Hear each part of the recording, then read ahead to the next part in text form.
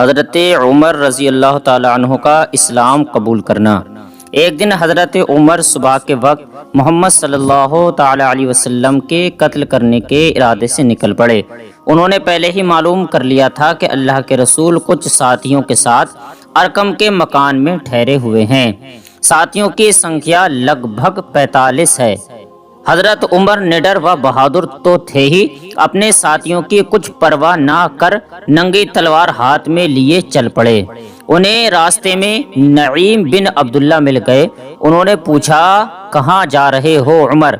محمد کا قصہ پاک کرنے جا رہا ہوں، عمر بولے، اس لیے کہ یہی وہ بدرمی ہے جس نے قریشیوں میں پھوٹ ڈال دی ہے۔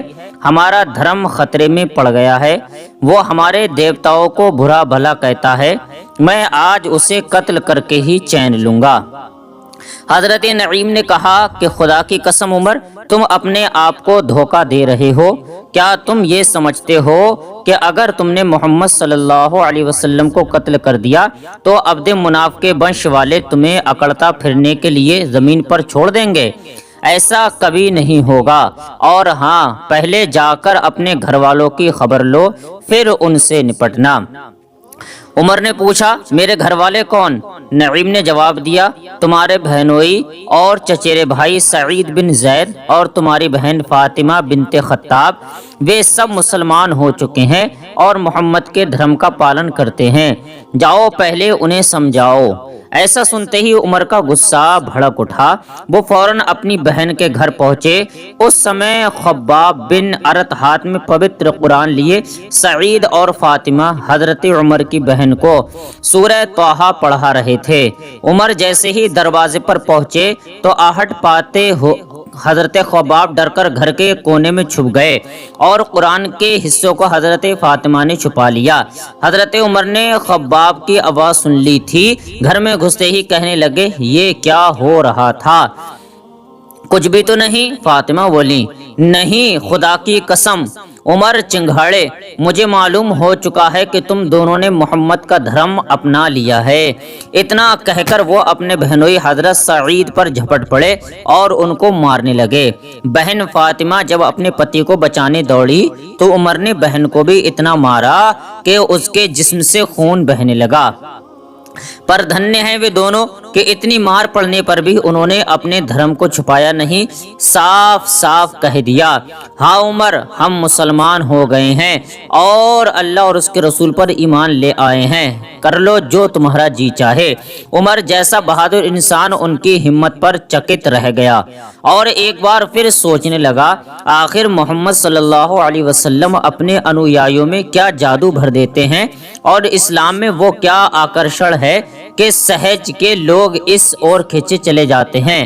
دیکھنا چاہیے محمد کیا کہتے ہیں۔ عمر نے نظر اٹھا کر اپنی چھوٹی بہن کو دیکھا، اس کے سر سے خون بہہ رہا تھا اور وہ ایک کونے میں بیٹھی سسک سسک کر رو رہی تھی۔ پھر اپنے بہنوئی حضرت سعید کی طرف دیکھا، وہ بھی گھر کے ایک کونے میں خون میں لد پد پڑے تھے۔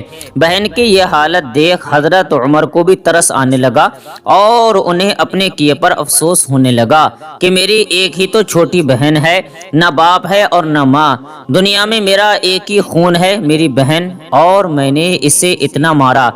اس لیے عمر نے بہن کو پاس بلایا اور کہا، بہن پریشان نہ ہو، لاؤ اچھا دیکھوں تو تم لوگ کیا پڑھ رہے تھے، مجھے بھی تو معلوم ہو کہ یہ محمد کیا کہتے ہیں۔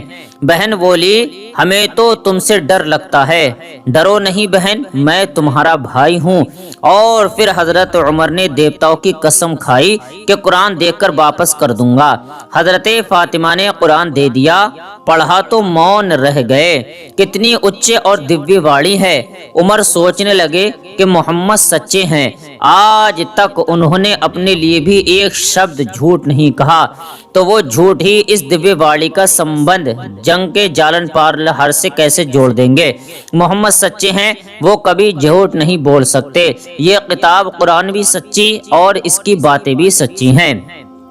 ایسا سوچتے سوچتے حضرت عمر رضی اللہ تعالیٰ عنہ کا اندر جاگ اٹھا۔ ان کا من اسی وقت حضرت محمد صلی اللہ علیہ وسلم سے ملنے اور ان سے مل کر ان کی باتیں سننے اور سمجھنے کے لیے بے چین ہو اٹھا۔ پھر وہ حضور صلی اللہ علیہ وسلم سے ملنے کے لیے چل پڑے۔ کیسا کرشمہ ہے یہ!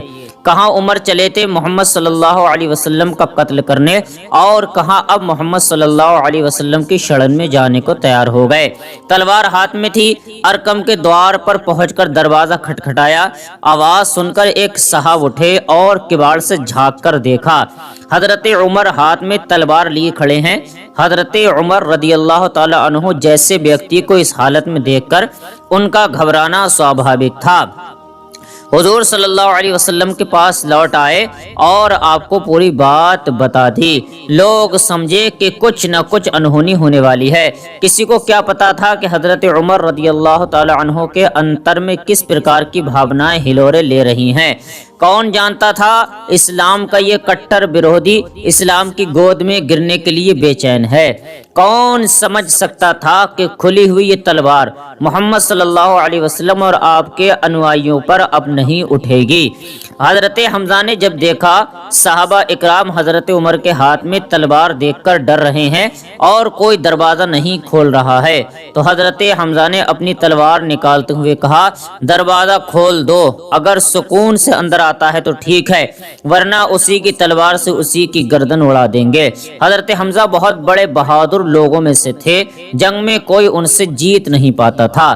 دروازہ کھول دیا گیا اور حضرت عمر اندر آ کر کھڑے ہو گئے۔ انہیں آتا دیکھ حضرت محمد صلی اللہ علیہ وسلم اٹھے، ان کی چادر کا کونا پکڑ کر زور سے جھٹکا دیا اور کہا، اے خطاب کے بیٹے عمر، تم کس ارادے سے آئے ہو؟ اللہ کی قسم اگر تم نے منمانی کی تو اللہ کا عذاب تم پر آ جائے گا۔ حضرت عمر رضی اللہ تعالیٰ عنہ پربھاوت ہوئے بنا نہ رہے اور کہا، اے اللہ کے رسول، میں صرف اس لیے حاضر ہوا ہوں کہ اللہ، اس کے رسول، اس کی وحی پرکاشنا پر ایمان لے آؤں۔ اللہ کے رسول صلی اللہ علیہ وسلم کا چہرہ خوشی سے کھل اٹھا، بے اختیار پکار اٹھے، اللہ اکبر، اور پھر پورے مکہ میں اللہ اکبر کی آواز گونج اٹھی۔ صحابہ اکرام حضرت عمر کے اسلام لانے سے بہت خوش ہوئے، کیونکہ ابھی تک صحابہ اکرام چھپ چھپ کر نمازیں پڑھتے تھے۔ جب نماز کا وقت ہوا تو حضرت عمر کھڑے ہو گئے اور کہا کہ اے اللہ کے رسول، آج ہم سب مسلمان کعبہ میں چل کر نماز پڑھیں گے۔ یہ سن کر صحابہ کرام کی خوشی کا ٹھکانہ نہ رہا اور سب کعبے کی طرف چل دیے۔ حضرت عمر آگے آگے تلوار لیے چل رہے تھے۔ کعبے میں پہنچ کر سارے لوگ نماز پڑھنے کے لیے کھڑے ہو گئے اور حضرت عمر اپنی تلوار ہاتھ میں لے کر پیچھے کی طرف کھڑے ہو گئے اور مکہ والوں سے کہا، اے مکہ والو، جس کو اپنے بچوں کو یتیم اور اپنی بیوی کو بیوہ کرنا ہو تو آئے عمر کا مقابلہ کرے۔ خدا کی قسم، جو بھی کسی مسلمان کو ہاتھ لگائے گا میں اس کی گردن اڑا دوں گا۔